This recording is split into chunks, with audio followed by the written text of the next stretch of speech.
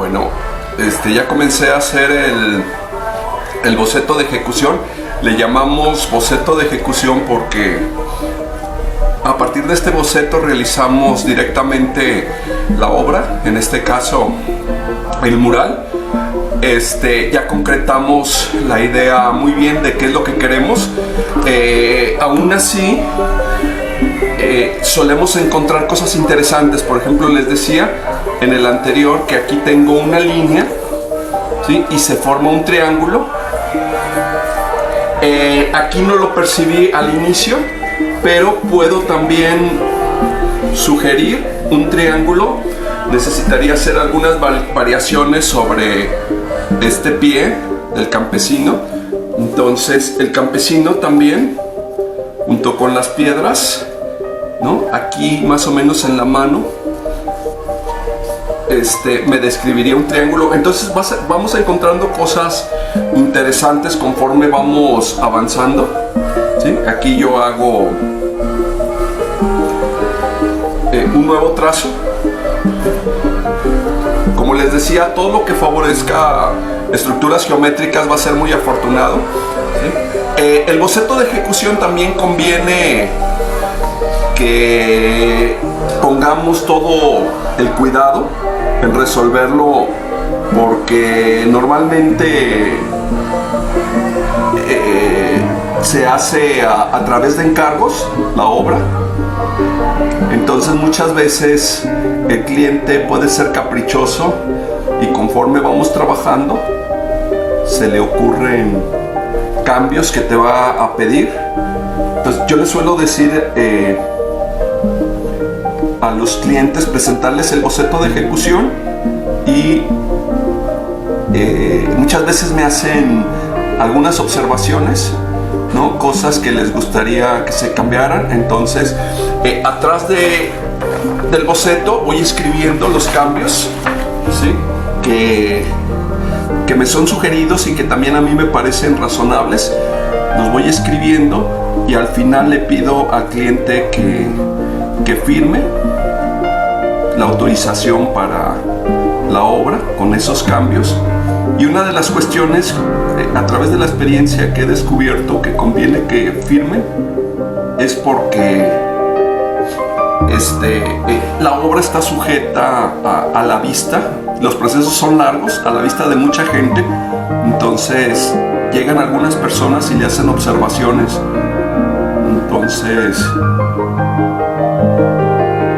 tú necesitas estar protegido para no pasarte los días haciendo las correcciones que a ellos se les ocurren, a veces muy caprichosas. Entonces les suelo pedir eso, ¿no? Le digo al cliente que me firme el boceto de ejecución y yo también me protejo, ¿no?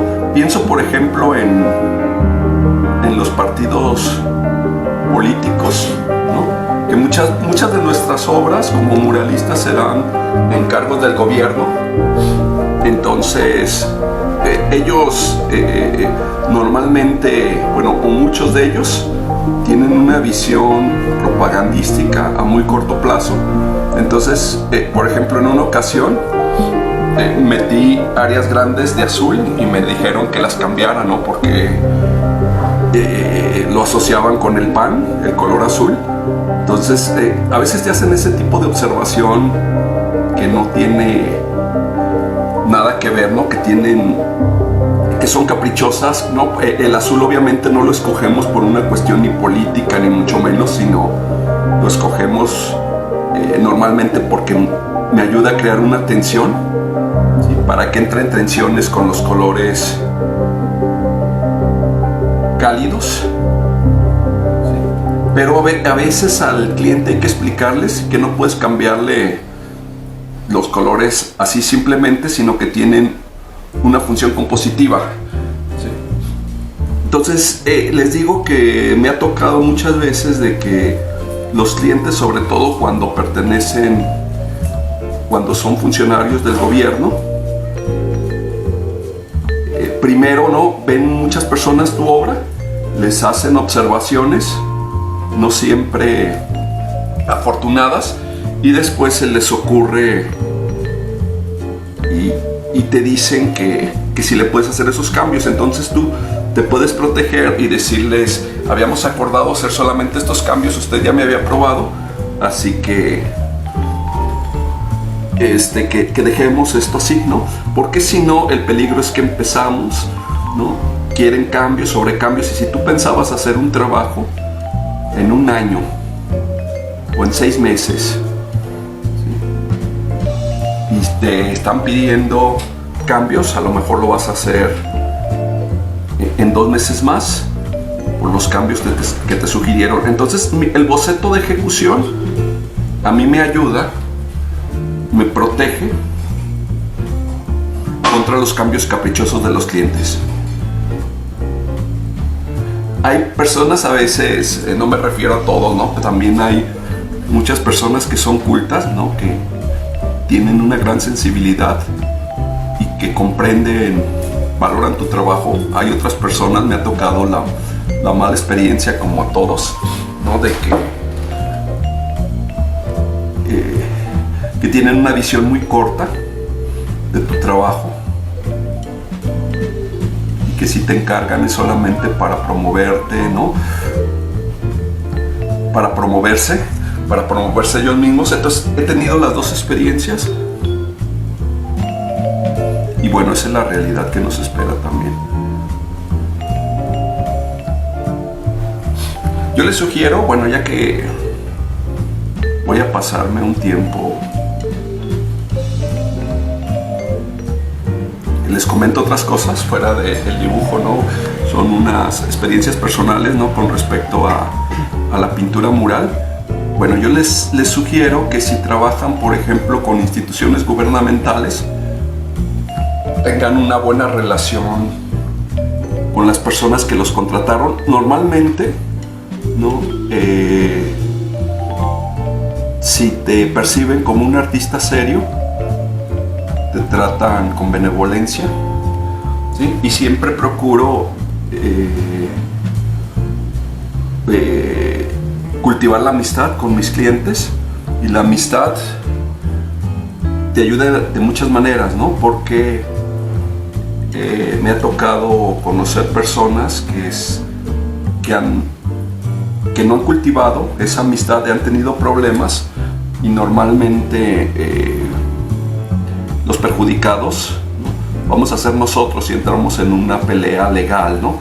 Entonces conviene solucionar todos los problemas de una manera amigable, ¿no? A mí yo suelo escuchar con atención a mis clientes, ¿no? Sus deseos. No siempre estoy de acuerdo con lo que me sugieren, ¿no? Pero de una manera amigable les explico por qué lo que estoy realizando lo estoy realizando de esta manera. Les explico lo que les explico a ustedes normalmente, las tensiones.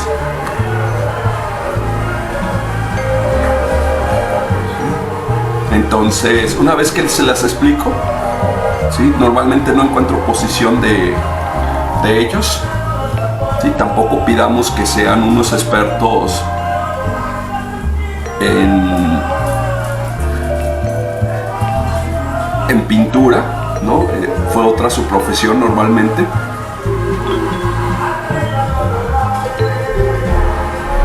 ¿Sí? Pero un pleito legal, normalmente nosotros no tenemos tantos recursos, ellos tienen conocidos. Entonces un pleito con el gobierno no nos conviene. No estoy diciendo que tengamos una actitud servil con las personas que nos contratan, mucho menos hipócrita, ¿no? Es decir, una relación honesta, de respeto, de amistad, y cualquier problema es fácil de solucionar.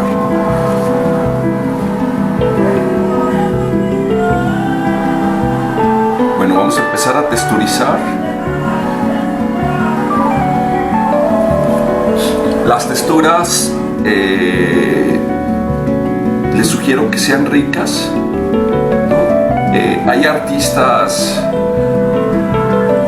que manejan una gran cantidad de texturas, ¿no? Entonces yo les recomiendo que poco a poco vayan haciendo sus bancos de imágenes, ¿sí? Para que puedan recurrir, copiar texturas, ¿no? No todo tiene que salir de nuestra cabeza, ¿no? Yo a veces encuentro algunos artistas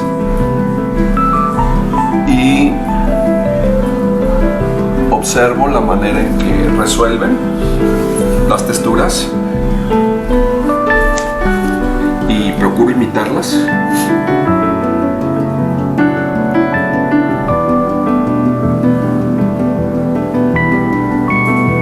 Muchos de ellos en el cómic, por ejemplo, para el entintado, hay algunos artistas que hacen unos entintados maravillosos. No esperemos que todo salga de nuestra cabeza, ¿no? Hay un libro que se llama Roba como artista y se refiere a eso. Obviamente no es la invitación al plagio, ¿sí? Sino que busquemos inspiración en otros artistas, ¿no? Roba como artista, porque al final todos los artistas terminan recibiendo influencias de otros. Entonces está bien que sigamos el estilo de nuestros queridos maestros.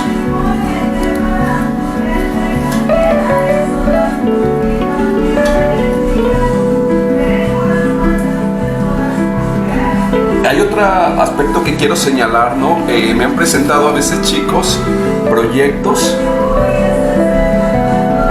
que yo no los calificaría de bocetos de comprensión, de ejecución, perdón, sino de comprensión, porque dejan mucho que desear en cuanto a la finura de la técnica, ¿sí? Algunos incluso me atrevería a decir que todavía son bocetos burdos, y yo hay algo que les quiero recomendar, ¿no? Lo que les quiero recomendar es que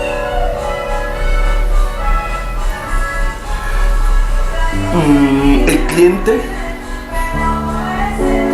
hay que enamorarlo, hay que seducirlo con el proyecto. Entonces, cuando tu boceto está todavía en estado naciente, cuando no el cliente no está seguro del resultado final, ¿no? Entonces es mejor presentarle un dibujo elaborado, ¿sí? Porque eso también lo seduce y hace que el proyecto encuentre menos obstáculos, ¿no? Por ejemplo, a veces me han platicado chicos que los llamaron para un proyecto y después no fluye el recurso, y creo que en parte es porque el boceto no enamoró. Entonces el boceto de ejecución también tiene la finalidad de enamorar al cliente. Cuando ve un boceto muy bien realizado, tu cliente se va a enamorar, ¿sí? Y entonces él buscará cómo sacar el recurso porque ya se enamoró de tu proyecto, ¿sí? En cambio, si nuestro proyecto está todavía en el proceso de burdo o entre burdo y de comprensión, no fluye. Bueno, como se dan cuenta, no tenemos mucho ruido. Voy a interrumpir el video, ¿no?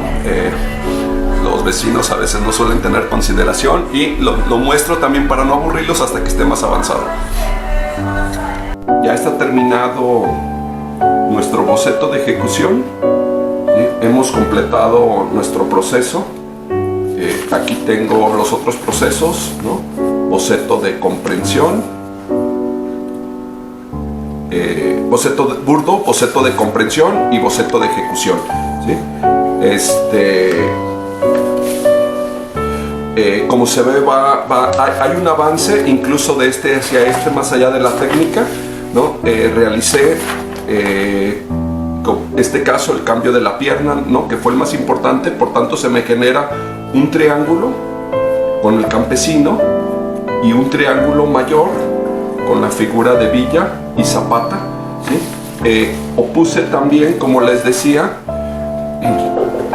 los oscuros con los claros, ¿no? Hay una tensión entre oscuros y claros. Respecto a nuestro material de inspiración, tuve que cambiar el pantalón, ¿sí? Volverlo claro para que entrara en tensión con esta parte oscura, ¿no? A la vez, Villa también tuve que cambiar, tenía un color medio claro, lo tuve que poner oscuro para que entrara en tensión, ¿no? y tuviera una mejor lectura la camisa del campesino, ¿sí? Entonces ese tipo de aspectos son muy importantes en la composición. No te los da la fotografía, sino que tú los tienes que intuir y realizar los cambios. Como les decía, ¿no? Hay una serie de juegos. Tengo un espacio negativo muy grande que entra en oposición con este espacio negativo muy pequeño, ¿sí? Aquí me estaba pidiendo obviamente un espacio negativo para que hubiera un equilibrio, ¿sí? Es negativo, positivo, y nuevamente termino con negativo. Y a la vez hay un juego de oscuros, claros, oscuros, y entra nuevamente en oposición con claros, ¿sí? Este tipo de juegos es muy importante. Aquí yo les quiero hacer dos sugerencias, ¿no? La primera sugerencia es que manejen formatos grandes para realizarlo, porque en este caso yo utilizo un papel de blog que es de 33 por 49 centímetros. Obviamente el formato tiene que estar en proporción con las dimensiones de mi mural. Es decir, si tengo un mural cuadrangular, pues tengo que hacer el tamaño, ¿no? de un cuadrado. Entonces obviamente tiene que estar a escala. En este caso yo les di libertad, simplemente les dije que fuera un formato ya sea en horizontal o en vertical, ¿sí? Empezamos a trabajar en hojas tamaño carta, ¿sí? Pero a la hora de realizarlo ya no lo realizo en este tamaño pequeño de carta o de media carta, porque tengo que realizar una gran cantidad de detalles y no me lo permite un formato pequeño, ¿sí? Entonces si lo hago en pequeño con detalle, voy a tener un resultado muy burdo. Entonces siempre trabajen con un tamaño considerable, ¿no? Donde puedas estar cómodo. Este es un buen tamaño para hacer las ilustraciones, ¿sí? Había una recomendación de que cuando vas a publicar algo, lo tienes que realizar 3 veces más amplio de cómo va a ser publicado. Es decir, si va a estar la imagen publicada en tamaño carta, tiene que ser 3 veces más. Yo aquí lo doblé, ¿sí? Más no, un poquito más del doble ¿sí? No son las 3 veces, pero me permite trabajar con comodidad los detalles. Esa sería la primera recomendación. La segunda recomendación es que tienen que tener un material de inspiración. A esto le llamo yo material de inspiración. Hay quienes diseñan todo a partir de la cabeza, ¿no? Y salvo algunas personas que tienen la genialidad de hacerlo, la mayoría de nosotros no tenemos ese don, tenemos muchas limitaciones. Entonces puede ser que utilicen fotografías que ya existen, o mejor todavía, que tomen sus propias fotografías, ¿sí? Y a partir de esas fotografías, de esos modelos, van ustedes a realizarlo. El genio suele ser raro. Entonces yo llevo 14 años trabajando en la escuela. He conocido chicos con mucho talento, con más talento que yo obviamente, pero hasta ahora no me ha tocado conocer a ningún genio, ¿no? Entonces seamos modestos en este sentido, aceptemos nuestras limitaciones y utilicemos materiales de inspiración. No procuremos sacar todo de la cabeza, ¿no? Lo que vas a sacar tú, tu aportación va a ser este tipo de cosas, ¿no? El meterlos en un formato, ¿sí? Geométrico, el hacer las tensiones entre luz y sombra, entre grande y pequeño, entre espacio positivo y negativo. Esa va a ser la aportación que vas a hacer, ¿sí? En hacer recorridos visuales. Esa es tu aportación. Y junto con estas fotografías ¿no? También suelo utilizar como material de inspiración otras imágenes. Por ejemplo, en este caso tengo de este artista, ¿sí?, que tiene una gran cantidad de texturas.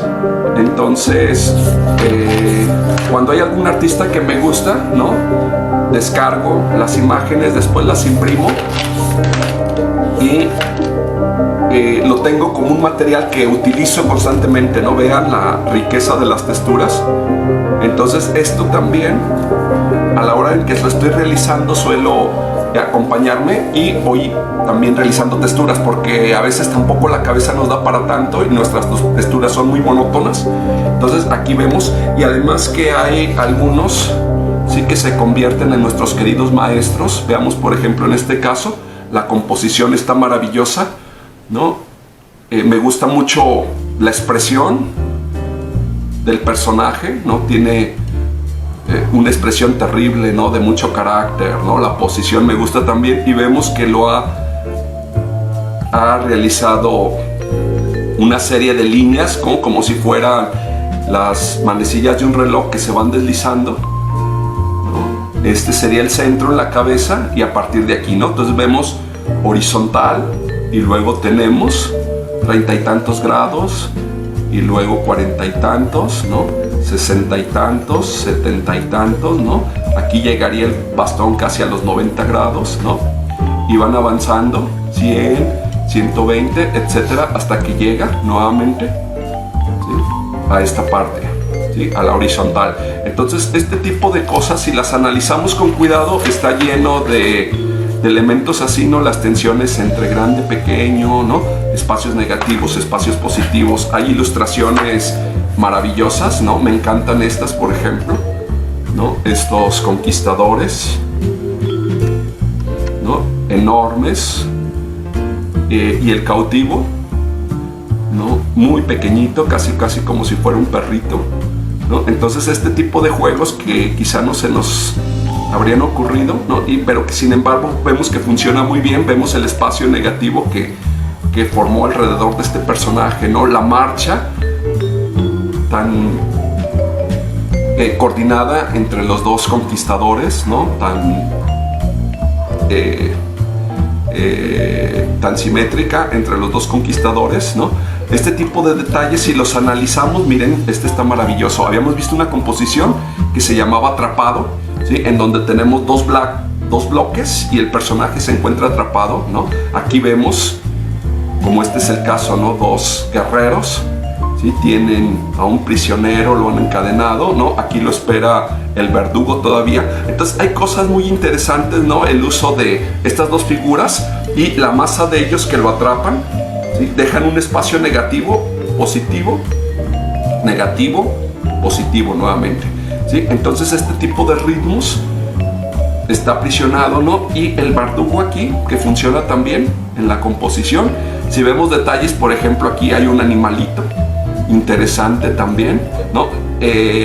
Y cómo desarrolló las cimitarras turcas o árabes, que son figuras abstractas completamente, es puro adorno, no tienen una función utilitaria, ¿no? El mango no tiene una función utilitaria, ¿no? Estas tres bolas, ¿sí?, que son más bien juegos estéticos, pero que funcionan muy bien, ¿no? Y la cantidad de texturas. Entonces yo les recomiendo, bueno, les he dado un ejemplo de muchos que podía tener, ¿no? Vean ustedes, ¿sí?, cómo pone los tres personajes de manera diagonal. Funciona, aquí abre una ventana para poner este pequeño personaje, ¿no? Entonces vean que funcionan muy bien.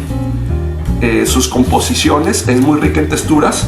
Y como les digo, es un ejemplo de muchos que les podría decir, ¿sí? Entonces, resumiendo lo que quería decirles, ¿no? Estemos siempre en una actitud de aprendizaje. Hay un libro que se llama Roba como artista, ¿sí?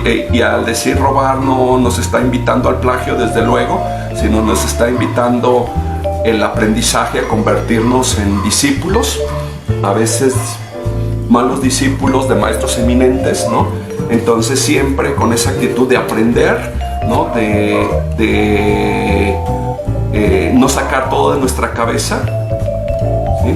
Sino tener fuentes de inspiración, ¿sí? Y lo que nos reta a nosotros es la parte creativa.